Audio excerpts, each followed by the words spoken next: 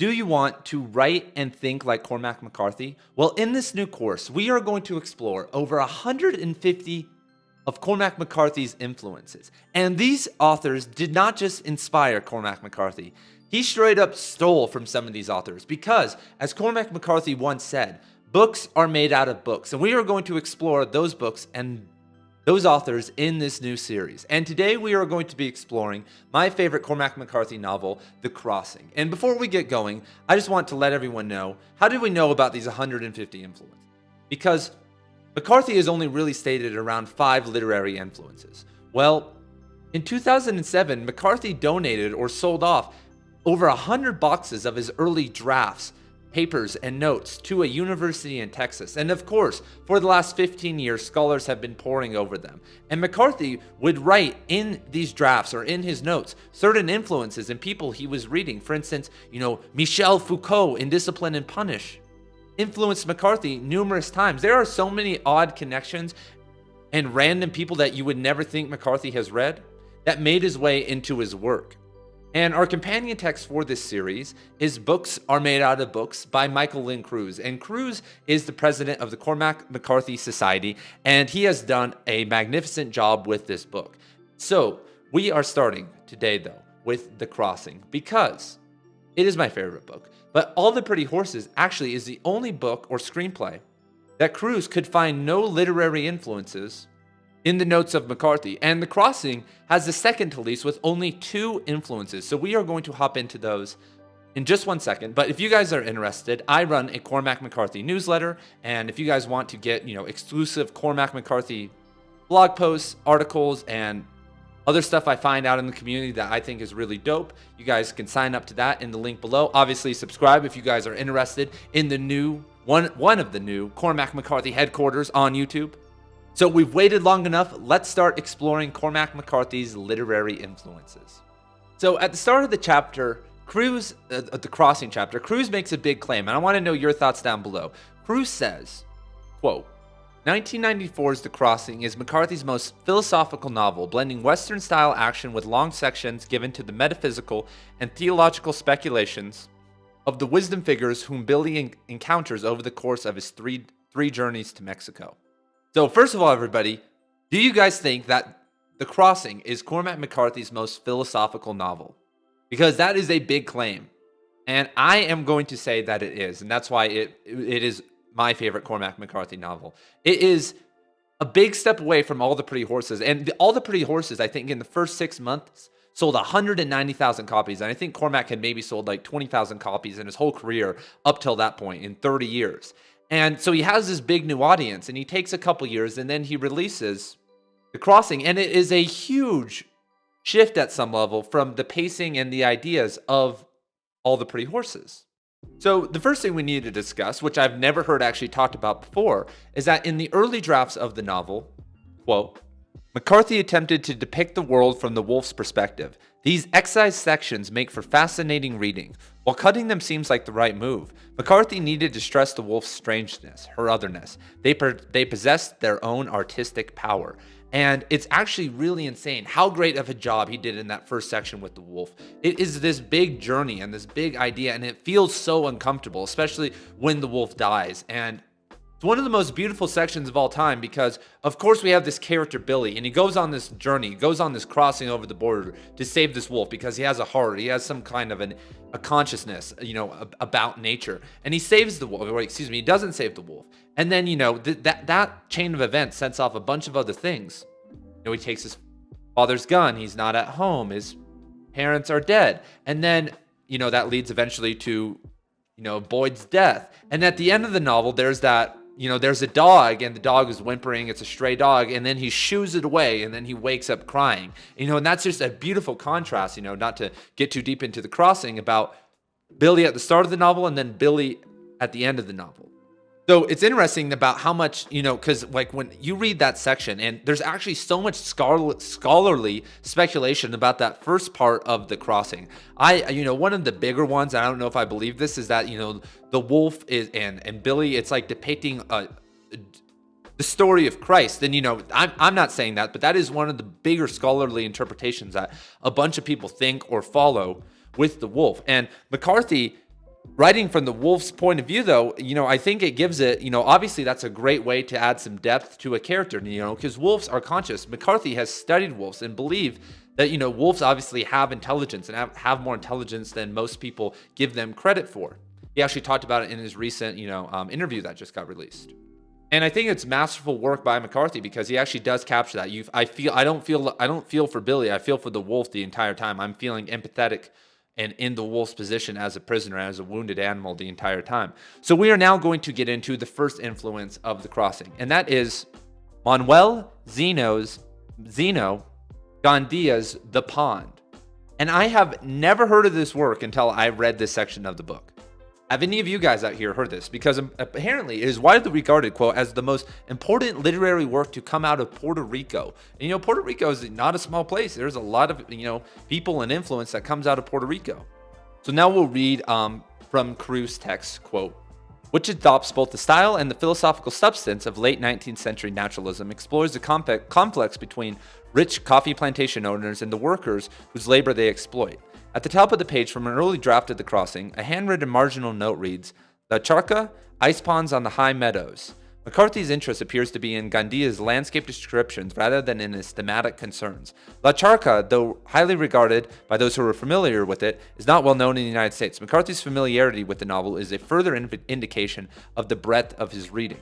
So, because we are doing a deep dive here, we are going to explore some of the lines really fast in this novel to see if we can see any connection, because McCarthy is also fluent in Spanish, and there's some Spanish in The Crossing, between The Crossing and Cormac McCarthy. I'm going to pull up the book right now, and we'll explore some setting passages to see if there's any really type of connection here. So I literally opened to a random page on archive.org, and this is what I got.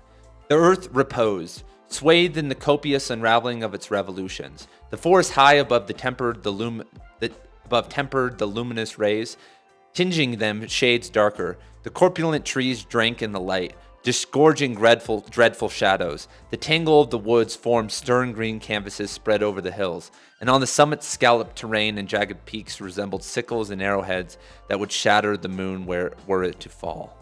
In its craggy bed, the river weaved its way among large boulders, gaining impetus at each dip, forming brilliant cascades, ever sounding, harmonious in the backwaters, boiling and ferocious in the rock deltas, clamoring and colliding at the curves, roaring like a landslide at the falls. I mean, let's just be honest here, everybody. There is some McCarthyism or some McCarthy in this. How often do you see people write like this? To be honest, I'm actually very interested in this book now because this is a cousin, if not a closer relative, to McCarthy's writing, especially about nature. I'm gonna pick another random page and we'll explore another random passage. All right, one more, everybody, because this is just such good prose. The morning wet with the earth with tremulous drops of dew. A rainbow of colors in the sky gave an imperial reception to the sun. The cool, damp dawn enriched the forests and gave them strength for the new day, kindling the hues of the flowers, enhancing the green of the leaves, raising erect the tall, slender stems of the plants, enticing the flowers in the fields to show their opulent finery to the sun. The serene new day smiled upon the hillocks and valleys. The eternal force turned the wheel of life with the inexorable patience of the infinite.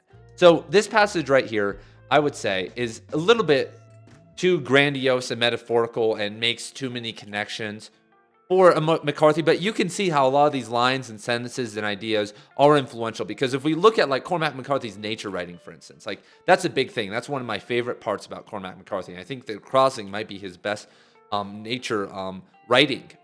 Who is it inspired by? Because is it inspired by William Faulkner or Melville or the King James Bible, Hemingway, Flannery O'Connor, all the people, James Joyce, all the people he has stated?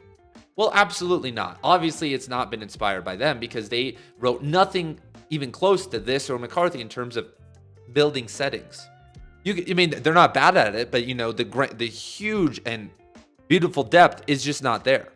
So the real answer to that question is actually one of the most influential books in terms of like eco literature, and it has inspired me. I didn't even know obviously McCarthy has read this. I should have known, but it's one of the most influential books in the eco-literature scene. And on this channel, I'm really into eco-poetry, eco-philosophy. I have something called the Spiritual Ecology course that I'm also running, another free course.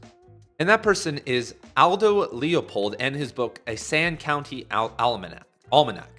So we are going to read this, but everyone needs to go pick this up right now. This is so important. Everyone go grab a copy. This is so inspiring and motivational, and it's just a classic text on nature in general. I mean, people like Edward Abbey and Gary Snyder, like anyone you can imagine has read and been inspired by this text. Robert Bly, another channel favorite. So let's read about McCarthy's influence from Michael Lynn Crews. Thank you, Michael Lynn Crews, for doing all this work. McCarthy refers to Aldo Leopold in a holograph marginal note in an early draft of The Crossing, Box 55, Folder 6. The note appears on a page numbered 51H, which features the scene in which Billy encounters the mysterious wolf trapper and mystic Don Arnulfo. Billy visits the old and ailing Don Arnulfo to seek advice on how to capture the wolf, as it is killing cattle on the Parham Ranch. Don Arnulfo instead provides religious instruction. He equates the wolf with a kind of mystical knowledge of the divine matrix, or La Matriz, the mother womb of creation. McCarthy's marginalia reads, C. A. Leopold, and is located next to a passage which Don Arnulfo compares wolves to snowflakes. If you could breathe a breath so strong you could blow out the wolf, like you could blow out the snowflake, like you blow out the fire of the candela, the wolf is made the way the world is made. You can't touch the world. You can't see the world. It is made of breath only. Having a little bit of phenomenology here. McCarthy dropped a little knowledge that he read Heidegger and some of the phenomenologists, and obviously phenomenologists are actually have a huge impact on the whole nature philosophy scene because it's one of the most connected philosophical systems. See David Abrams' Spell de Sensuous, probably the greatest eco-philosophy book of all time, which is based on Ponty's, Husserl's, and Heidegger's phenomenology. Hopping back into the text. Aldo Leopold equates wolves with a more spiritual awareness of the world in a Sound County Almanac. In a section titled Thinking Like a Mountain, Leopold recalls a youthful hunting expedition in which he and his party opened fire on a wolf pack. His description of a dying wolf echoes one of the key scenes in The Crossing. Here's Leopold, quote, "We reached the old wolf in a time to watch a fierce green fire dying in her eyes. I realized then, and have known ever since, that there was something new to me in those eyes, something known only to her and to the mountain. I was young then, and full of trigger itch. I thought that because fewer wolves meant more deer, that no wolves would mean hunter's paradise. But after seeing the green fire die, I sensed that the wolf nor the mountain agreed with such a view." And I'm already getting emotional, everybody, because you guys know about how sad this scene is, and we already know where this is going. And McCarthy, at some level, is going to snatch a lot of this up because it's impactful. When you read that tale about Leopold going out there, back in the early 1900s and killing a wolf and the green fire dying in its eyes, it hurts, and that's like genuine. That's like he probably had never heard. He like saw that green fire, like he witnessed that, everybody. And we're about to see McCarthy use green fire again to describe this, but you can empathize with that, but it's coming from Leopold, this idea. So coming back to the text, quote, "The passage from The Crossing that resonates with Leopold's description of the dying wolf appears in the scene following Billy's capture of the wolf that has been killing his father's cattle. Rather than killing her, Billy attempts to return the wolf to Mexico. During the journey, he comes to see the wolf in the same light as Don Arnulfo did.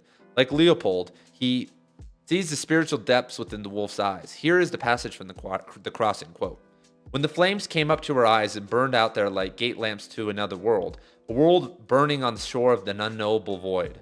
A world constructed out of blood and blood's alkahest and blood in its core and in its integument, because it was that nothing save blood had power to resonate against that void which threatened hourly to devour it. When those eyes and the nation to which they stood witness were gone at last with their dignity back into their origins, there would perhaps be other fires and other witnesses and other worlds otherwise beheld, but they would not be this one. Though McCarthy's mystical vision of the wolf is more elaborate than Leopold's, the marginal note suggests that Leopold is the source for the image of the wolf's eyes. And when the wolf dies at the end of the first section of The Crossing, Billy, like Leopold, notices the absence of light in her eyes." Wow, I feel like I have PTSD going back to that traumatic scene, man. Like, we killed all the wolves. Billy couldn't take it north because in the 1942, 1939 or whatever, when this novel takes place, Utah had already gotten rid of the wolves. I'll shout out to all the empathetic and kind Mormons out there and all the nice people up there in Montana and Wyoming and everywhere else in the West that just killed out all the wolves, man. Killed the bears. all for farming, poison millions of coyotes. It's sad. It's an actual embarrassment. No matter what political affiliation you are, killing all the animals for, oh, God can protect my crops. You talk to them now. I mean, I've talked to them before, and the people justifying, the mass killing of animals. And I'm not here to be like, I spend a lot of the year up in Wyoming, and I meet the other side too. The people are like, save all the wolves, they don't matter, let's let them run free. Obviously there's a balance to all this, but we are the interrupters. We are the ruiners of the balance. And we'll be discussing this a lot because Edward Abbey and Cormac McCarthy have a ton of connections, and we'll be exploring nature because that's such a big part of McCarthy's works. But the wolf dying in the crossing is one of the most impactful things in terms of like my eco-consciousness growing that has ever happened. I think it still is one of the greatest things that has ever happened to me, is seeing that scene dying, because seeing that wolf die in that scene, because it showed me the hatred inside men's hearts. It showed me, and also the beauty. It showed that we have created a monstrosity of a world that no matter how we try to justify or where we're going and progress and whatever, that we have done a pretty bad job at integrating ourselves in with it. We haven't even tried. We have just dominated the entire time. And this isn't a call for changing our economy for climate change. It's all I advocate for as an apolitical person is just to try and make people become just a little bit more eco-conscious. Don't change your life. Don't even start with your lifestyle changing. Start with just actually being aware of nature, actually going out there and appreciating it and spending time out there. And the rest takes care of itself. So what did you guys think of the influences of the crossing? Like I said, this is actually the lightest video that we are going to do. These are going to get much bigger. When you look at Suttree and Blood Meridian, we're going to be here for hours, it seems like, talking about them. So thank you guys for being here, and I will see you guys in the next video. And when it gets posted, I will post it right here.